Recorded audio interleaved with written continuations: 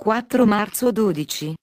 Eletti, amici cari, il vostro sguardo non sia volto alle cose del mondo, guardate al cielo, alla sua fulgida luce è per voi, per ciascuno di voi.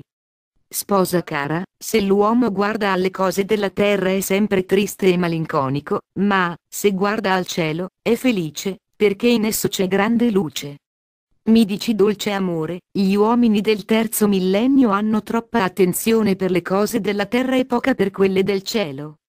Capisco, Santissimo Gesù, che questo è un inganno del nemico, che vuole togliere la gioia che tu metti nel cuore. Tu, amore infinito, parli sempre di gioia e pace e vuoi donare queste, ma il nemico vuole la tristezza, la discordia, la disperazione. L'uomo del terzo millennio non è felice, perché sedotto ed ingannato dal terribile nemico.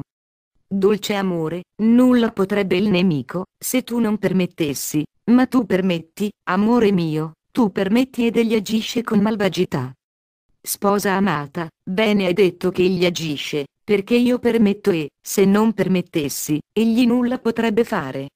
Già ti ho spiegato che non avviene alcunché nell'universo, che non sia da me, Dio, voluto o permesso non esiste il caso.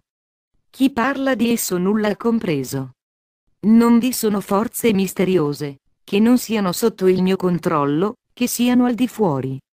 Capiscano bene gli uomini tutto questo e si acquieti l'ansia del cuore.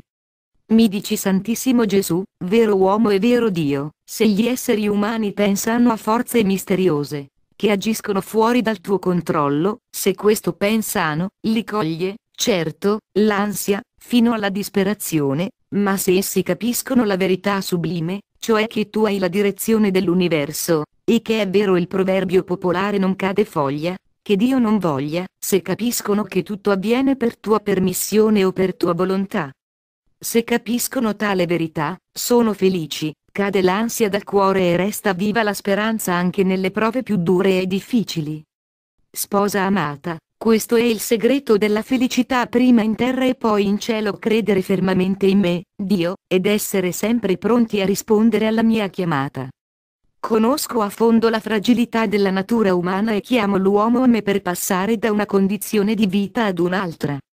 Sposa mia, come è diversa la vita di chi spera in me da quella di chi in me non crede, non spera, non si lascia andare all'onda soave del mio tenero amore.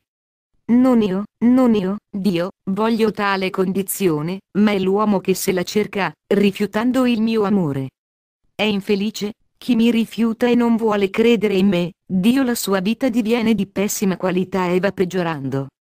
Il mio cuore vuole la gioia, la pace, la salvezza per ogni uomo. Chi mi accoglie nella mente e nel cuore ha tutto questo, ma chi non mi vuole accogliere va verso la disperazione. Sposa cara, hai capito tutto questo? Mi dice amore infinito, ho compreso e vorrei che tutti lo facessero. Con te, Gesù, nel cuore, nella mente, nel fremito dell'anima la vita è un volo sicuro e gioioso verso la felicità eterna del paradiso. Possa ogni cuore accoglierti ed adorarti in questo terzo millennio, sia quello della luce in te, della pace in te, della vera gioia. Sposa amata, chi questo ardentemente desidera questo, certo, avrà, perché io, Dio, lo concedo ai cuori ardenti. Resta felice in me, sposa fedele, godi le delizie del mio amore. Ti amo. Vi amo. Gesù. Figli cari e tanto amati, in questi anni vi ho detto molte cose. Il Padre caro mi ha concesso di venire a voi ogni giorno per ravvivare la fede nei vostri cuori ed io con grande gioia sono venuta ed ancora vengo. Questo è un tempo di bilancio. Vedo che pochi sono divenuti tutti miei nel cuore e fanno secondo le mie parole, in grande numero mi hanno ascoltato e mi ascoltano, ma non vivono le mie parole, come ho chiesto di fare. Il grande e meraviglioso amore del Padre mi manda ancora, ma, se voi non vivete le mie parole, non potete essere felici né potete avere la gioia del cuore. Esaminate voi stessi con grande attenzione e vedete se vivete secondo Dio oppure no, siate sinceri con voi stessi e pesatevi prima che siano le bilance perfette di Dio a farlo.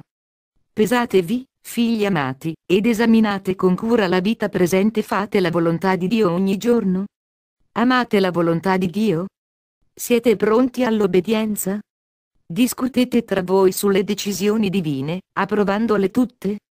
Figli amati, siate diligenti nel servizio a Dio e ai fratelli e vi sentirete presto felici. Dopo la prova, c'è la gioia del perdono. Superate le prove, alle quali Dio vuole sottoporvi, superatele tutte e sarete vittoriosi con Gesù, eterno vittorioso.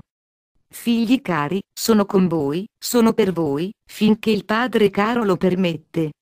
Insieme, proni, adoriamolo. Biamo tutti.